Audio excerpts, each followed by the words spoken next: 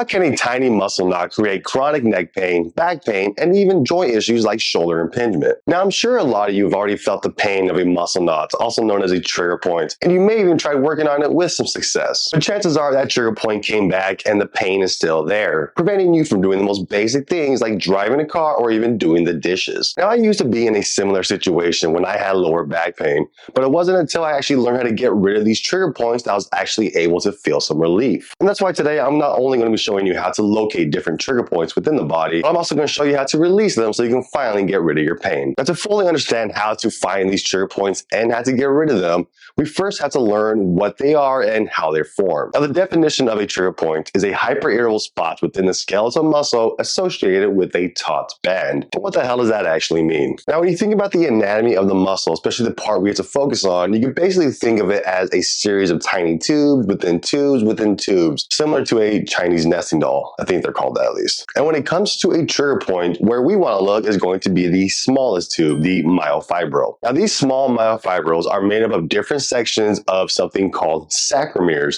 and this is actually where the muscle contraction is happening, because inside of here we have the two contracting proteins, actin and myosin. Now, this is important, so pay attention. When a muscle contracts inside of one of these tiny little sarcomeres, we have the actin and myosin pretty much pulling each other in, which then creates your contraction. So when you look at my thumbs here, you have your muscle at rest, but when you create a contraction, they pull closer together, resulting in the thumbs coming closer together as well. Now, when it comes to a contraction like in normal life, that looks like this. When I contract the muscle, it is pulling that end closer to this end, which then shortens it, similar to how my thumbs are coming closer together. And of course, when you stretch a muscle out or let it lengthen out, the opposite is happening. They let go and they go back to their normal resting length. This is the basics to a muscle contraction. Millions and millions of these tiny little proteins getting pulled together, which then creates a muscle contraction. So now that you know the basics, how does a trigger point form? Well, a trigger point forms when two of these proteins don't let go of each other when the muscle is lengthening, resulting in a small little section in the muscle being in a contracted state. And when one of these sarcomeres doesn't let go, the rest of them will soon follow, resulting in a trigger point you can actually feel. Now, what you're looking at on the screen here is a regular muscle fiber, and you can see how all of those little lines in the fiber, how they're all lined up nice and evenly. That little space between two lines, that is your sarcomeres right there. Now, here is an example of what a trigger point looks like. As you can see, all those lines are closer together in that little middle portion. That right there is your trigger point. That is all the actin and myosin locked up, pulling the Z line, the two lines on the end of the sarcomeres, closer together. Let me know in the comment section if you can actually see a difference between the trigger points and the regular fiber here. But here's the thing, that's not all we want to look for. Remember the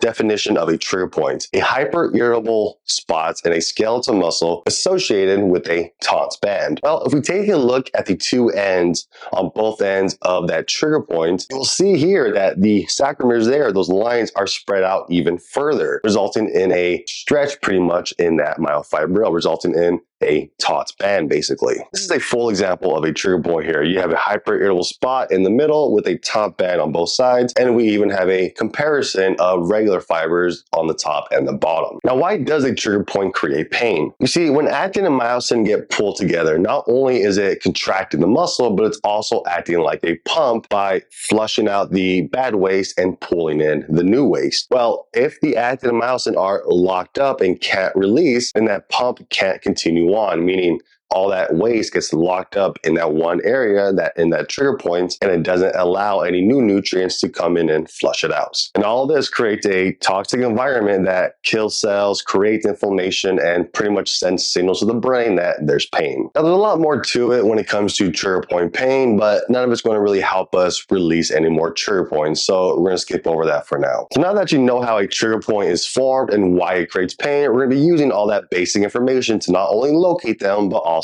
release them. Before that, if you're finding this information useful, then make sure to hit that like and subscribe button. Now, there are several ways to locate a trigger point. With this first method, that requires you to actually feel around the muscle and look for the taut band. Now, you can do this by strumming the muscle perpendicular to its fibers, and when you feel something stringy, out of place, something that doesn't belong, chances are it might be a trigger point, especially if it's near the center of the muscle. Now, from here, follow that taut band along the muscle fiber until you find the most tender spot, which is most likely your trigger point. That right there is going to be how you locate it. Now, this first method is a little harder to do and requires a delicate touch, but luckily, method number 2 doesn't require any of that. For the second method, all you have to do is search around the muscle and look for the most tender spot within it. Chances are, if it's tender and you didn't have any recent injuries there, then it's most likely going to be a trigger point and something we could probably work on. And speaking of working on it, there's 2 main ways to release a trigger point. The easiest one is going to be performing static pressure right on top of it. What you want to do is press on the trigger point and hold pressure there for 30 seconds up to 2 minutes,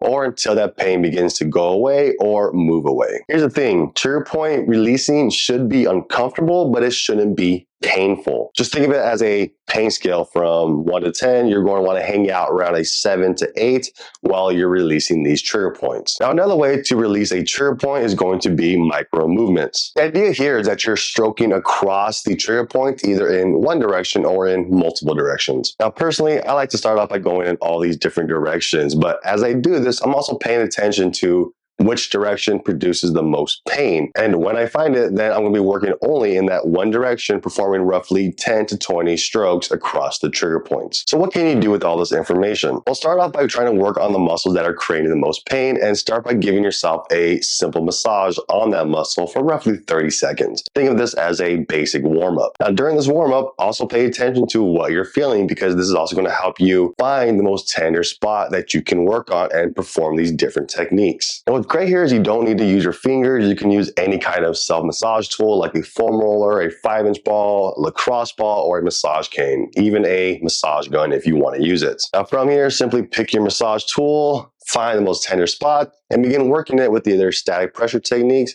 or small stripping techniques, micro movements for roughly 2 to 3 minutes each day. Do this a few times a day for a few weeks to feel the difference. Now, there's a lot of stuff I didn't talk about in this video, like referral pain from trigger points or the different types of trigger points that there is, and I plan on doing all that in a separate video. So if you want to make sure you watch that one, make sure to hit that like and subscribe button. And if you want to keep watching more content just like this, then make sure to watch the video in the top corner. And by the way, I am coming off the end of being sick right now, which is why my voice is a little raspy here. So I do apologize for that. But I do want to say thank you for sticking with me until the end. I'll see you later.